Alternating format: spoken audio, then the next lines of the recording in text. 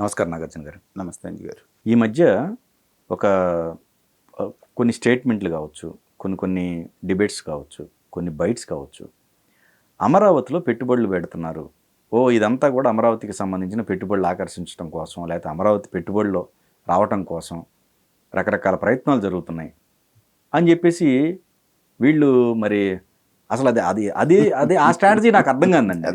అది ఇప్పుడు అమరావతి క్యాపిటల్ అనేది బాగుపడాలిగా. అంటే మీరు కొన్ని సంవత్సరాలుగా ఒక పని చేస్తున్న ఒక పని చేయడానికి అలవాటు పడిపోయిన తర్వాత ఓవరాల్గా ఓవర్ నైట్లో మార్చుకోమంటే మారారు కదా. ఇప్పుడు ఈ నెరేటివ్ ఎందుకు బిల్డప్ చేస్తున్నారో చెప్పమంటారా?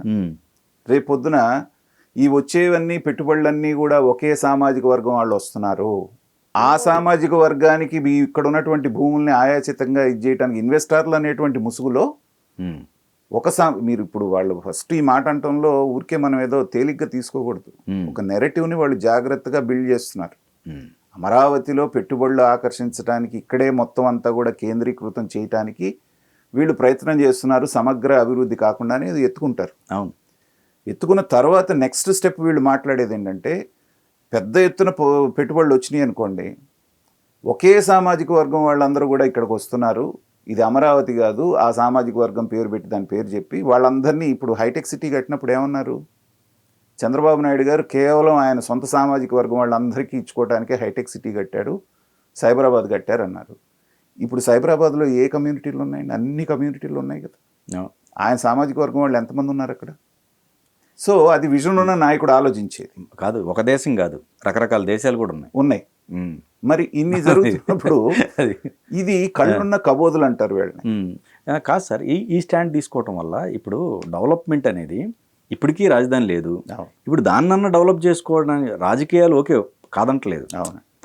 మరి అసలు పెట్టుబడుల విషయంలో కూడా ఇది డిబేట్లు జరగాల, ఇది చర్చ జరగాల. అంటే ఇక్కడ ఎవరి ఇంట్రెస్ట్ని కాపాడటానికి వాళ్ళు మీడియాలో ఉన్నారు, వాళ్ళు పెంచి పోషిస్తున్నటువంటి వాళ్ళు ఉన్నారు, వాళ్ళకి సంబంధించిన మీడియా హౌసెస్ ఉన్నాయి, మనకు తెలుసు.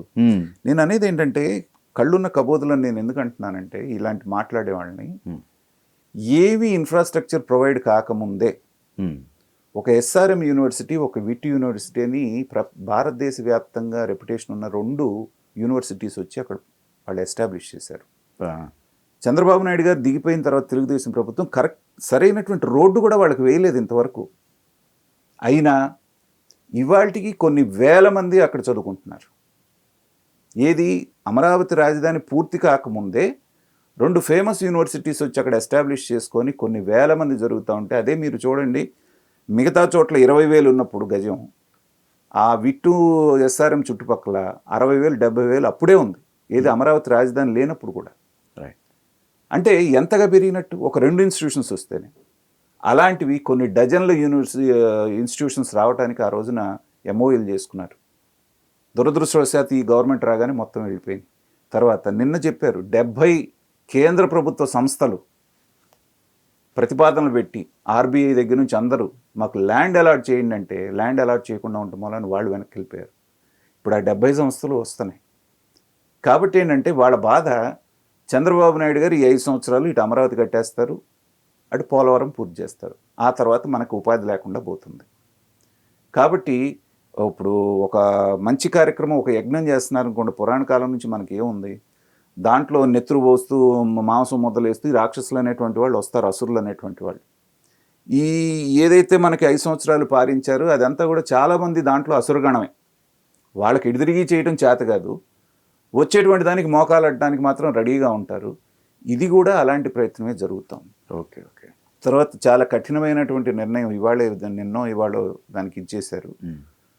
సీడ్ యాక్సెస్ రోడ్ ఏదైతే మీది తాడేపల్లి నుంచి దీన్ని కలుపుతున్నటువంటి దాన్ని ఇంటెన్షనల్గా ఆ రోజున ఆళ్ళ రామకృష్ణారెడ్డి కేసులు వేయించి కొంత భాగం అక్కడ కలవకుండా ఆపేశారు. అందుకనే ఇప్పుడున్న కరకట్ట రోడ్డు వాడుతున్నారు. దానికి నిన్న కలెక్టర్ల దాంట్లో క్లియర్ అయినటువంటి ఇన్స్ట్రక్షన్స్ ఇచ్చారు. మీరు వాళ్ళు ఇస్తే పూలింగ్, లేకపోతే ల్యాండ్ ఎక్విజిషన్, మీరు వెళ్ళిపోండి ప్రొసీడ్ అని చెప్పేసి అన్నారు. వాళ్ళు మర్యాదగా అందరిలాగా 34,000 ఎకరాలు ఇచ్చినట్టుగానే పూలింగ్ సిస్టంలో ఇస్తే వాళ్ళు బాగుపడతారు. 1000 గజాలు రెసిడెన్షియల్, 200 గజాలు కమర్షియల్. లేదు కాదు కూడదు అన్నారనుకోండి, ల్యాండ్ ఎక్విజిషన్ యాక్ట్ ప్రకారం ఇస్తే దాంట్లో సగం కూడా రాదు వీళ్ళకి. ఈ 2 ఆప్షన్స్ వాళ్ళ ముందు పెట్టి నాకు తెలిసి 1 నెల 2 నెలలు ఆ కార్యక్రమం పూర్తి చేసేస్తారు. చేసేస్తే ఏంటంటే యాక్సెస్ వైజు డైరెక్ట్ తాడేపల్లి నుంచి ఎప్పుడైతే వచ్చేస్తుందో దానికి సంబంధించిన ప్లాన్ ఆఫ్ యాక్షన్ అంతా రెడీ అయింది. చాలా స్పీడ్గా నాకు తెలిసి ఒక 2-3 నెలల్లో విపరీతమైనటువంటి టేక్ ఆఫ్ తీసుకునేటువంటి అవకాశం ఉంది. అది ఓర్చుకోలేనటువంటి వాళ్ళు మాట్లాడేటువంటి మాటలే కానీ రాజధానికి ఇన్వెస్ట్మెంట్స్ రాక రాజధానికి ఇన్వెస్ట్మెంట్స్ ఆకర్షించక ఇంకెక్కడ ఆకర్షిస్తారని. పైగా నారాయణ గారు మీరు అన్నప్పుడు ఒక 9 నగరాలు, అవునండి, వీటికి నవనగరాలు. నవనగరాలు అనేది అవును, అది కూడా ప్లానింగ్ బాగుంది అది అక్కడ ఖచ్చితంగా. ఉమ్, మీకు ఏంటంటే ఏ సెక్షన్కి ఆ సెక్షన్. ఉమ్, తర్వాత ప్లానింగ్ అప్పట్లో ఎలా జరిగిందంటే ఒక్కొక్క సెగ్మెంట్ ఒక్కొక్క రకంగా ఉండేటట్టు. 200 గజాల స్థలాలు ఉండే వాళ్ళందరూ ఒక పద్ధతిలో ఉంటారు. 500 గజాలు ఉండేటువంటి వాళ్ళందరూ ఒక సెక్షన్లో ఉంటారు. 1000 గజాలంతా ఇట్లా సెగ్రిగేట్ చేశారు. లేకపోతే ఏమైపోతుందంటే ఒక 1000 గజాలు కొనుక్కొని దాంట్లో 100 గజాలు ఒక 10 మంది పంచుకున్నారనుకోండి. ఒకడేమో డైరీ ఫారం పెట్టుకొని ఇంకోటి పెట్టుకొని ఇంకోటేమో అమరావతి నడిబొడ్లో పెట్టారనుకోండి. ఆ యాంబియన్స్ దెబ్బతినకుండా ఉండటం కోసంగా వాటిని జోన్స్ కింద డివైడ్ చేసి చాలా ప్రపంచంలోనే అత్యంత పకడ్బందీగా ప్లాన్ చేసినటువంటి నగరం. చాలామందికి తెలీదు. తెలుగుదేశం వాళ్ళు దాన్ని ఎక్స్ప్లెయిన్ చేయడంలో కూడా ఫెయిల్ అయ్యారంటున్నాను నేను. ఎంత అద్భుతమైనటువంటి ప్లానింగ్ అంటే ప్రపంచ నగరాలన్నిటికీ ధీటుగా దాన్ని డిజైన్ చేయడం జరిగింది. దేవుడు మేలు చేసి అంతా మంచి జరిగి ఖచ్చితంగా అమరావతికి కలగనక సాకారం అయితే, ఇప్పుడు మైక్రోసాఫ్ట్ ఉందండి. చంద్రబాబు నాయుడు గారు ఆ రోజు బిల్ గేట్స్ని పట్టుకొని ఎంతో శ్రమపడి తీసుకొచ్చి హైదరాబాద్లో పెట్టుబడి పెట్టించాడా, లేకపోతే కరీంనగర్ ఉంది కాబట్టి అక్కడ పెట్టండి అంటే వాళ్ళు వస్తారా? ఎక్కడైతే మీకు ఇన్ఫ్రాస్ట్రక్చర్ రెడీ అవుతుందో, ఎక్కడైతే యాక్సెసిబిలిటీ ఉంటుందో, ఎక్కడైతే ఉద్యోగస్తులు రావడానికి పోవడానికి సౌకర్యం ఉంటుందో, మానవ వనరులు అందుబాటులో ఉంటాయో అక్కడ పెడతారు. కానీ మీరన్నట్టుగా 3 ముక్కలాట అన్నారు, ఏ ముక్కని మీరు డెవలప్ చేయలేదు కదా. రైట్. సో అందుకని ఏంటంటే అలాంటి వాళ్ళని అందరినీ చూసి ఎంటర్టైన్మెంట్ పీసులుగా మిగులుతారే కానీ వీళ్ళు ఇటు రాష్ట్రానికి కానీ అటు వాళ్ళు కూడా పనికొచ్చేటువంటి అవకాశం ఉంటుంది.